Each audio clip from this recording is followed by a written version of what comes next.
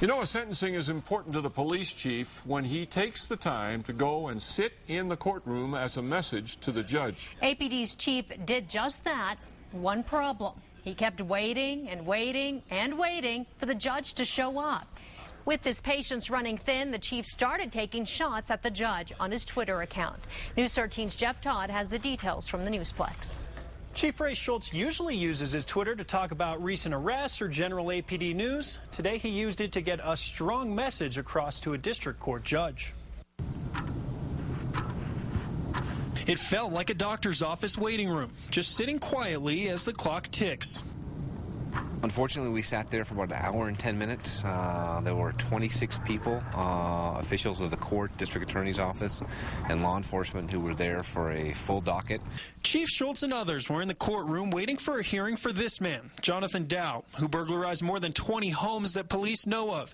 He agreed to a 10-year sentence as part of a plea deal, then a judge only gave him 4 years. Today, he had a hearing to shorten his sentence even more. The chief was waiting in the courtroom at 8:30 sharp. The mayor has made it very clear he wants us to keep the pressure up on property crime offenders. We left an hour and a half later with absolutely nothing being accomplished. And while the chief was waiting, he decided to put pressure on the judge, Jacqueline Flores. On his Twitter page, he posted messages like this: "Judge is late, stay tuned," which quickly turned to 30 minutes, no judge. Then, Dow case removed from docket, no explanation, and still no judge. Next, 1 hour, no judge, and we wonder why the state is broke. Judge Flores' office told us the Dow case was postponed yesterday at the defense attorney's request. So why did Chief Schultz show up?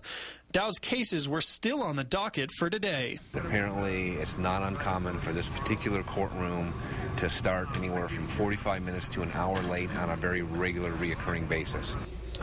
Jonathan Dow's case was rescheduled for early next month. Chief Schultz says once again he'll be there. Jess, back to you. Okay, Jeff. Judge Flores' secretary did tell us that court started late this morning because the jail was late getting inmates down to the courthouse. As for comment from Judge Flores herself, she did not return our calls today.